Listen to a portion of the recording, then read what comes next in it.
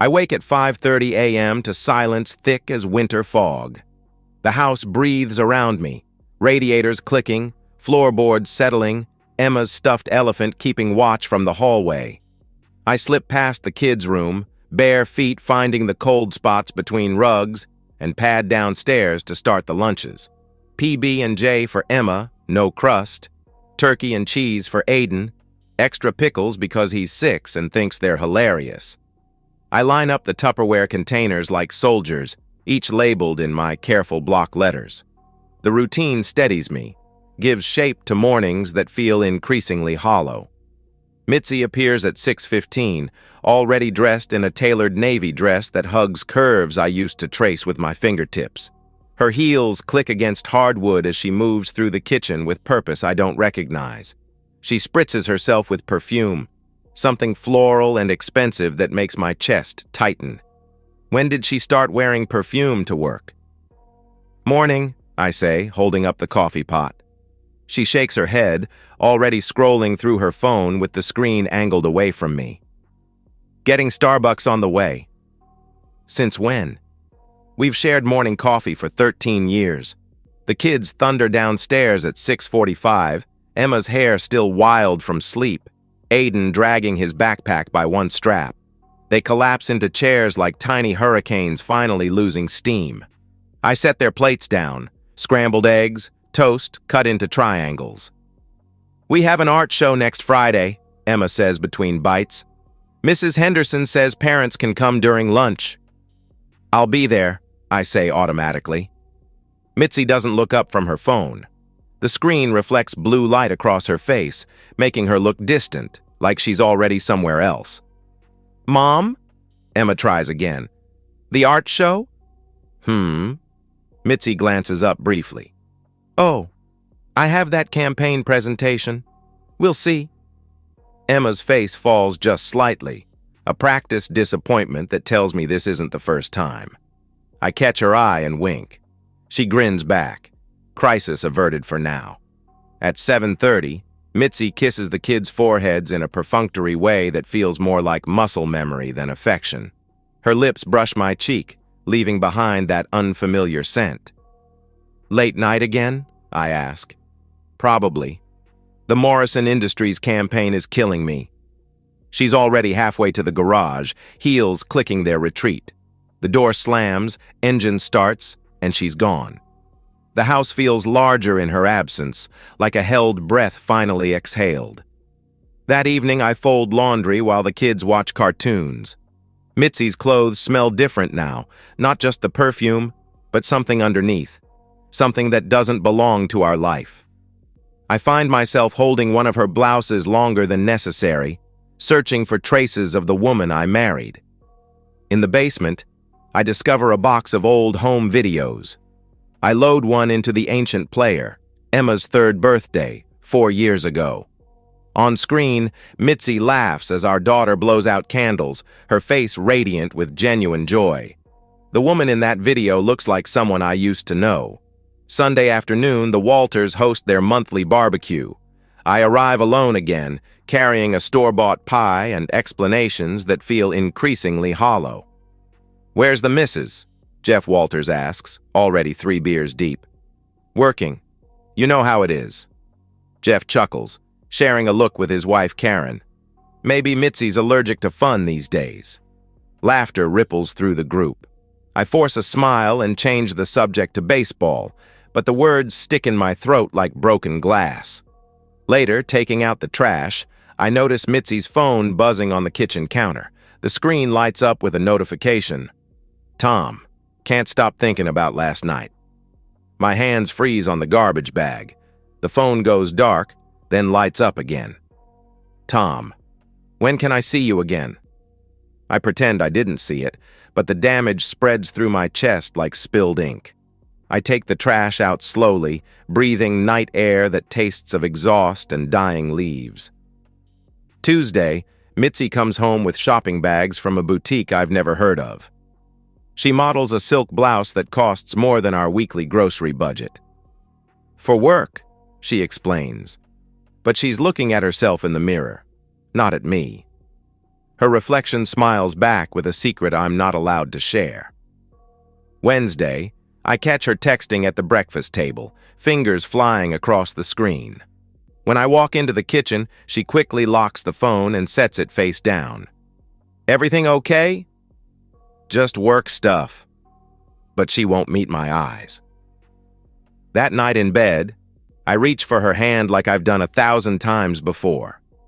She pulls away gently, muttering about being tired, and turns toward the wall. I lie awake listening to her breathe, wondering when we started sleeping like strangers. Thursday passes in a blur of routine punctuated by small rejections.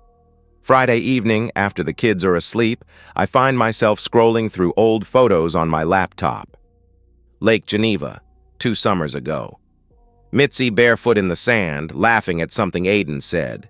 Emma building castles while we held hands and watched waves chase the shore. The memory feels borrowed from someone else's life. My inbox chimes. New message from Anonymous. No subject line. My cursor hovers over it for a long moment before I click.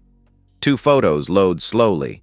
The first shows Mitzi at a hotel bar, standing close to a man in an expensive suit. Too close. Their body language speaks a language I've never learned to read. The second photo stops my heart.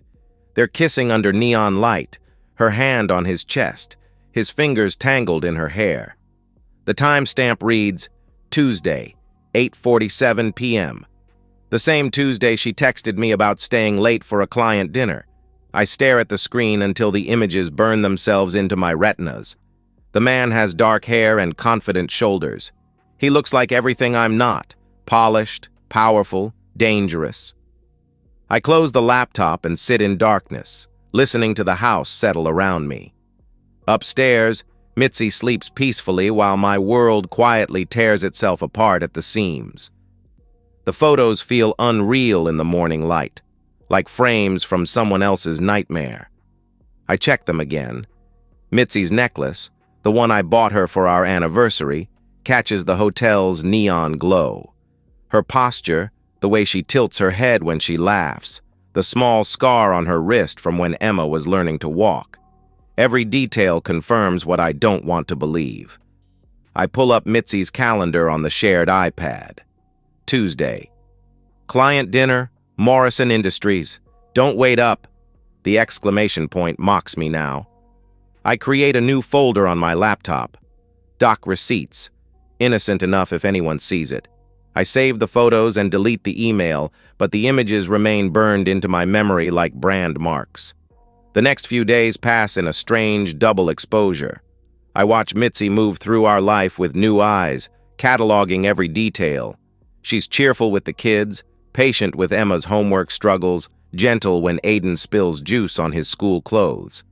But when we're alone, she becomes someone else, distant, distracted, checking her phone with the practiced secrecy of a spy. "Why does Mom smell like Uncle Jeff's cologne now?" Emma asks Friday morning, wrinkling her nose as Mitzi hurries past. My coffee cup freezes halfway to my lips. Maybe she borrowed his car freshener? Emma shrugs, already moving on to more important things like whether dinosaurs could swim. But I start logging everything. When Mitzi leaves, when she returns, what she wears, how she smells when she comes home. Tuesday morning, after the kids catch their bus, I corner Mitzi at the kitchen table. She's scrolling through emails, still in her robe, hair pulled back in a messy bun that somehow looks calculated. "Who's Tom?" Her body goes rigid. Coffee cup halfway to her lips, steam rising between us like a curtain. For a moment, I think she might tell the truth. Instead, she sets down the cup and looks at me with eyes that have gone completely cold. "He's just someone I talk to." Talk to? This has nothing to do with you, Jake. The words hit like physical blows. I lean back in my chair, studying this woman I've shared a bed with for 13 years.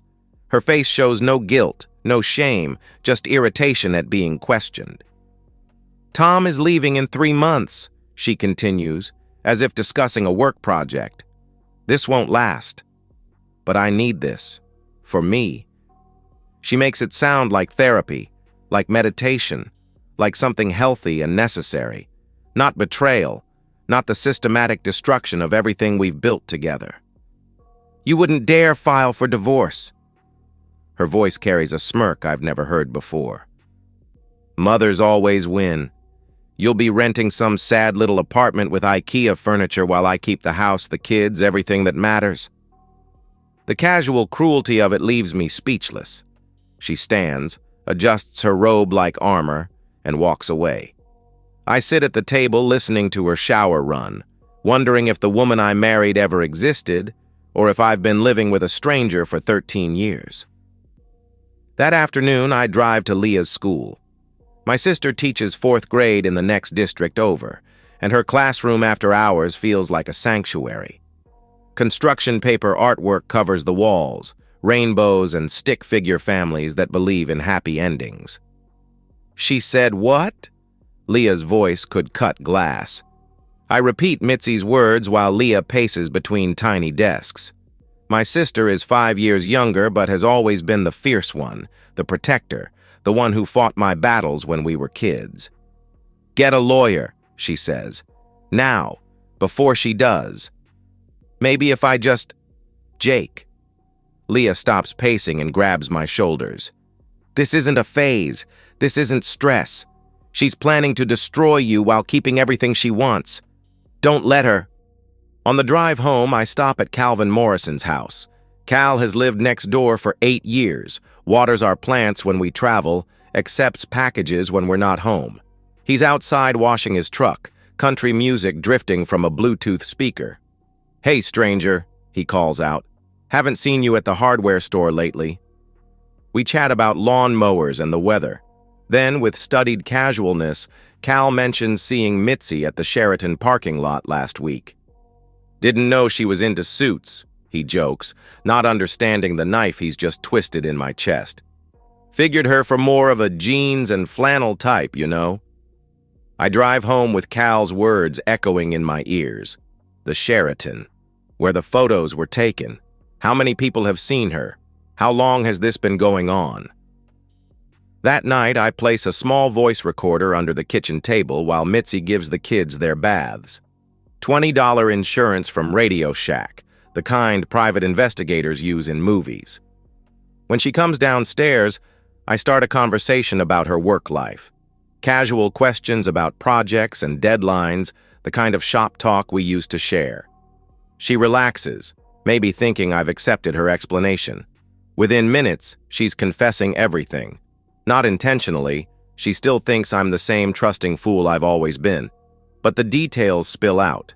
Tom from New York, the hotel meetings, even laughing about the conference room at Morrison Industries where they had sex while her colleagues worked late downstairs. I sit there nodding and asking follow-up questions like a good husband, while inside I'm falling apart and building myself back up simultaneously. The recording runs for 47 minutes. When I finally turn it off and delete it from the device's memory, I have enough evidence to destroy her. But first, I need to figure out what kind of man I want to be when this is over. Carla Ramirez's law office sits in a converted Victorian house downtown, all dark wood and serious books. She's younger than I expected, maybe 40, with steel gray eyes that miss nothing. Her handshake could crack walnuts. "Play it," she says, after I explain why I'm here. I set the voice recorder on her desk. Mitzi's laughter fills the room as she describes her affair, her voice bright with secrets she thinks will never see daylight. Carla listens without expression, occasionally making notes in careful script. When the recording ends, she leans back in her chair. "This is good. Very good. Your wife's affair with a workplace superior opens several doors. I can argue for shared custody and likely get any alimony claim denied." She explains the legal landscape with surgical precision. Illinois law favors joint custody when both parents are involved, which I am. Mitzi's threats about mothers always winning are mostly bluster, especially with evidence of misconduct. "But you need more than this," Carla continues. "Digital evidence, paper trails, Documentation of the timeline. Can you get that? I can. At home, I set up a systematic evidence collection system. Screenshots of shared calendar entries, time-stamped automatically. Cloud backup data from our family Apple account that Mitzi forgot I had access to. GPS logs from our shared car account showing trips to the Sheraton when she claimed to be at client dinners. The text messages between Mitzi and Tom make my stomach turn. Explicit discussions of hotel rooms and creative uses of Morrison Industries office space. Worse are the casual dismissals of our family, our marriage reduced to an inconvenience they have to work around. Jake won't notice, Mitzi writes in one thread. He's too busy being the perfect dad to pay attention to anything else. I screenshot everything, organize it by date, cross-reference with her public calendar. The pattern that emerges is devastating. A systematic campaign of deception that spans months, not weeks. Carla's next assignment is research on Tom himself. Thomas Hanley, 44, senior marketing director for a Manhattan consulting firm. Married to Dana Hanley, a successful realtor. 2 teenage daughters. His LinkedIn profile shows a man in an expensive suit shaking hands with corporate executives. More importantly, his company's employee handbook explicitly prohibits relationships between supervisors and subordinates. Tom is technically Mitzi's superior on the Morrison Industries project. If HR learns about the affair, his career is finished. I find Dana Hanley's real estate website. Professional photos show an attractive woman with kind eyes, standing in front of a suburban dream house. Married 21 years, according to her bio. I bookmark her contact information but don't reach out. Not yet. Instead, I start a journal. Not for therapy, though Dr. Beck would approve, but to keep myself focused on what this is really about. Not revenge, justice, not destruction, truth. I write every night after the kids go to bed, documenting not just evidence but motivation. This isn't about making Mitzi suffer, I write. It's about stopping her from making me disappear. One evening, Mitzi tries to seduce me. Short black dress, wine, soft jazz playing from the Bluetooth speaker. She moves toward me with practiced sensuality, fingertips trailing along my arm. I stiffen and step back. You don't get to pretend it never happened. Her face transforms from sultry to furious in seconds.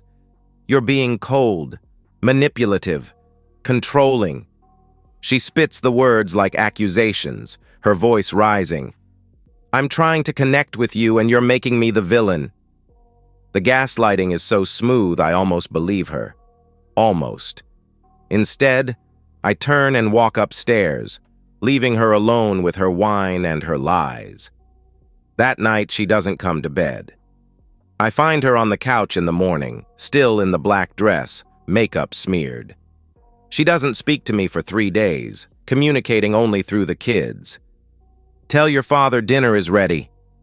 Ask your father if he picked up the dry cleaning. I don't take the bait. Instead, I email myself a copy of the recorded confession and store it on an encrypted flash drive hidden in my toolbox. Insurance, in case Mitzi gets suspicious and starts covering her tracks. Carla prepares draft documents and instructs me to wait until Tom's HR office reopens after the President's Day holiday. Maximum impact requires perfect timing. The night before execution, I sit on Emma's bed after story time.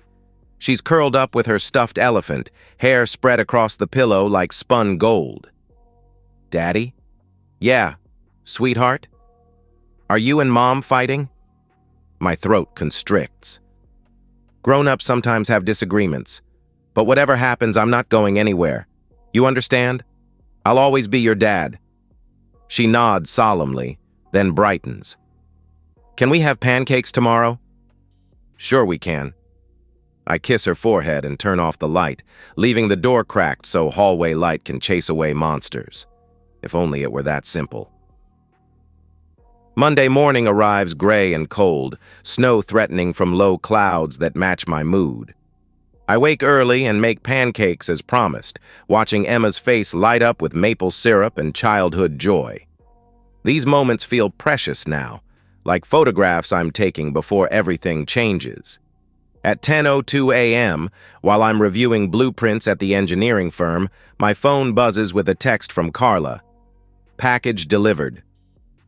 Downtown at Morrison Industries, a professional courier hands Mitzi divorce papers in front of her entire marketing team.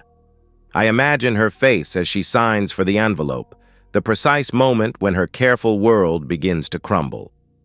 Simultaneously, 800 miles away in Manhattan, Tom Hanley receives his own package at corporate headquarters. Divorce papers wouldn't mean anything to him, but the enclosed transcript of Mitzi's confession and formal HR complaint will change everything. I work through lunch, focusing on load calculations and steel beam specifications, anything to keep my hands busy and mind occupied. At 3:15, my phone explodes with calls from Mitzi. I let them go to voicemail. She storms through our front door at 6:30, mascara streaked down her cheeks like war paint, still clutching the divorce papers. Emma and Aiden look up from their homework with wide eyes. "Upstairs," I tell them gently. "Finish your math up there." They scatter like startled birds. Mitzi waits until their footsteps fade before unleashing fury that shakes the windows. "You humiliated me," she screams. "In front of everyone, my career is ruined." I sit at the kitchen table, hands folded, voice steady. "I just stopped lying for you." She comes at me with accusations, threats, tears that feel manufactured. I've seen this performance before, the wounded victim routine that worked for 13 years. Not anymore. "I gave you everything," she sobs. "My best years, my body after 2 pregnancies, my dreams so you could build your little suburban life." "And I gave you my trust," I reply. "You decided it was worthless." By Thursday, Tom Hanley is pulled from the Morrison Industries project pending investigation. Friday brings suspension without pay.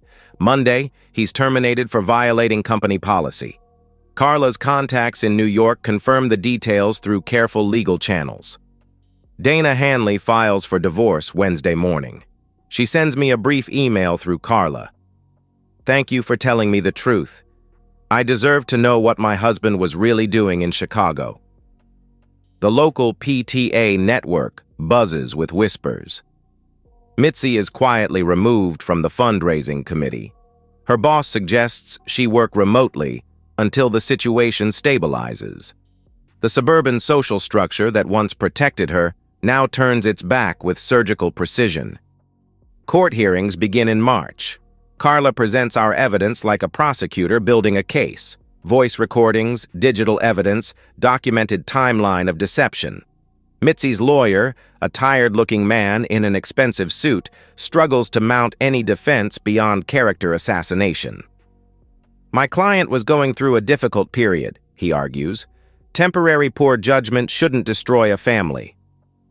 Judge Martinez, a woman in her 60s with no patience for excuses, listens with growing irritation. When Mitzi takes the stand and tries to minimize the affair as a brief lapse in judgment, the judge cuts her off. "Mrs. Martin, this court has heard 47 minutes of recorded confession detailing systematic deception spanning 6 months. That's not a lapse, that's a pattern." The final ruling comes in April. Joint custody, 50-50 split. No alimony due to equal earning capacity and Mitzi's demonstrated misconduct. I get the kids alternating weeks, holidays split fairly, school events shared. Mitzi tries one last manipulation, cornering me in the courthouse hallway. "Can we make a deal?" "I'll drop the custody fight if you withdraw the HR complaint. Tom lost his job, his wife, everything. Isn't that enough?" I study her face, searching for the woman I once loved. She's still there, somewhere beneath the desperation and calculation, but she's buried too deep to matter anymore. No. That night, Emma's school play premieres. I arrive early, claiming a seat in the 3rd row. Mitzi appears minutes before curtain, sliding into a chair 2 rows behind me. She looks smaller somehow, diminished. Emma shines on stage as a talking tree, her voice clear and confident as she delivers lines about growing strong roots. When the curtain falls, she runs straight to me, program clutched in her tiny fist. "Did you see me, Daddy? Did I do good?" "You were perfect, sweetheart. Absolutely perfect." Mitzi approaches hesitantly, phone in hand to take pictures, but Emma has already wrapped herself around my legs like a koala. The moment passes without conflict, but the message is clear. That weekend, I change the locks. One night in May, Mitzi calls crying. Real tears this time, not performance art. "Can we just stop all this fighting? I'm tired, Jake. I'm so tired of being angry all the time." I consider her words, sitting in my new apartment kitchen with coffee growing cold. Through the window, I can see the elementary school playground where Emma and Aiden spend their afternoons. "I'm not fighting," I tell her finally. "I'm just finished." The line goes quiet except for her breathing. "I never meant for it to go this far," she whispers. "Yes, you did. You just never thought I'd figure it out." I hang up and turn off the phone. Outside, streetlights paint everything in amber, and the world feels still and clean, like air after rain.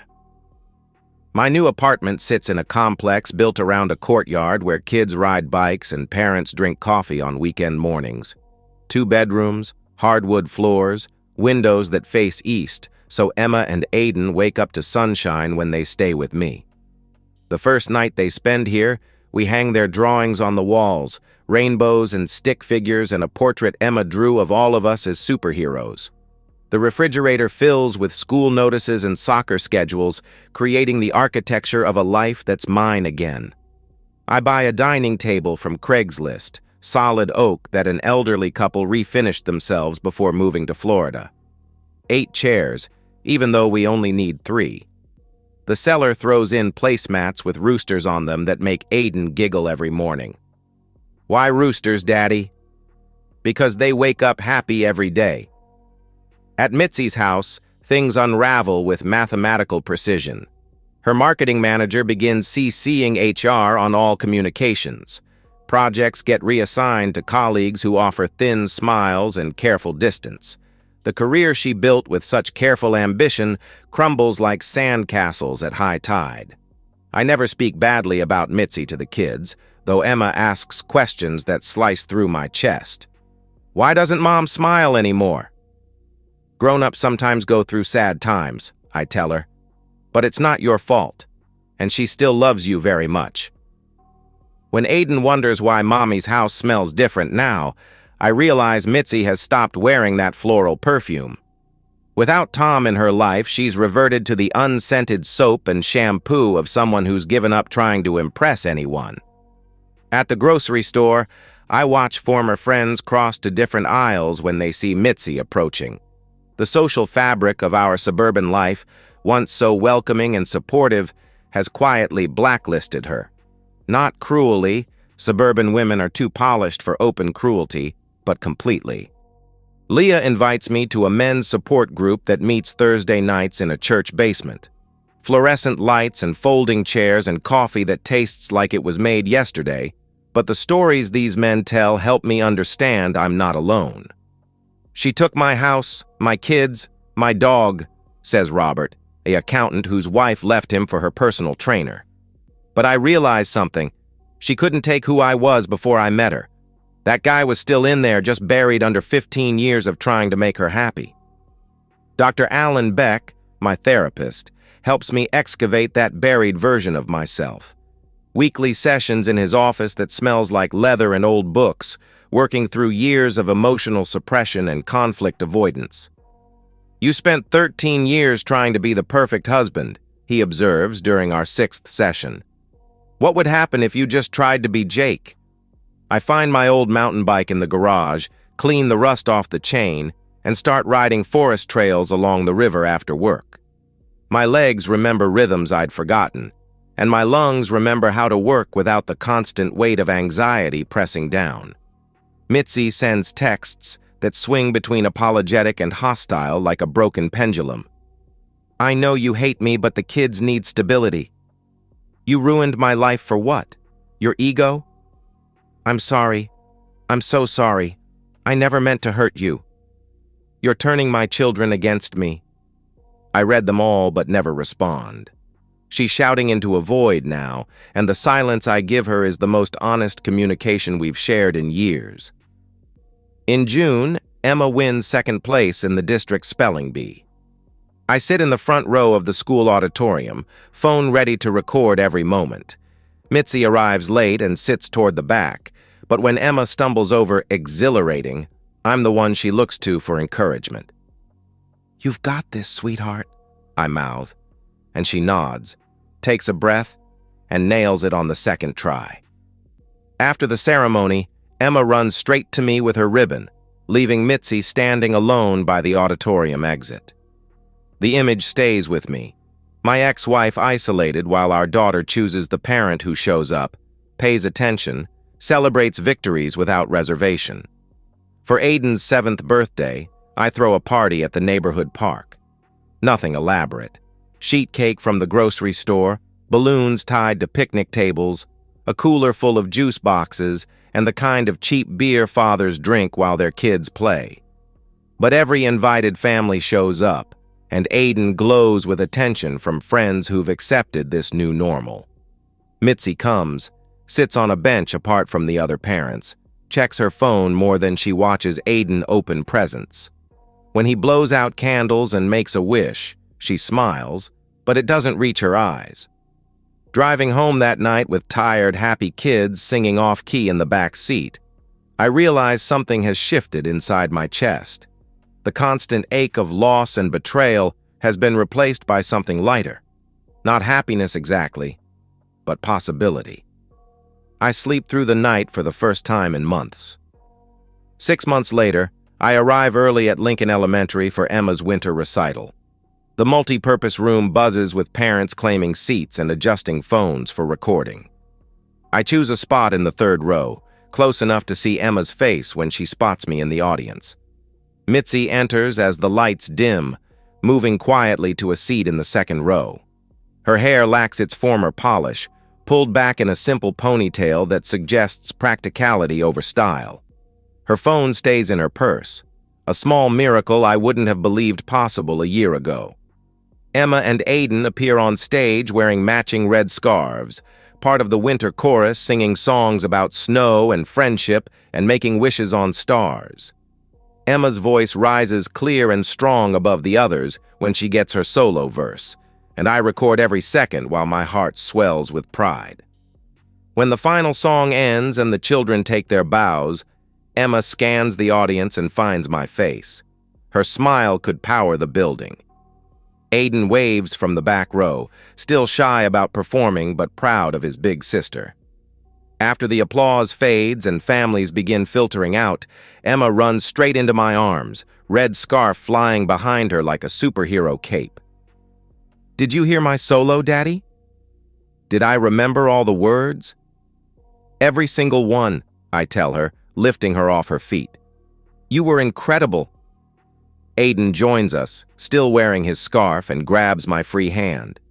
We stand there in the emptying multi-purpose room, a small constellation of 3, while other families gather coats and car keys and move toward parking lot conversations. Mitzi approaches slowly, uncertain. She offers a smile that feels genuine, if fragile. "They were wonderful," she says. "They were," I agree. We nod at each other, polite strangers who happen to share the most important thing in either of our worlds. No anger in the exchange, no bitterness. Just acknowledgement that we both love these children, even if we can no longer love each other.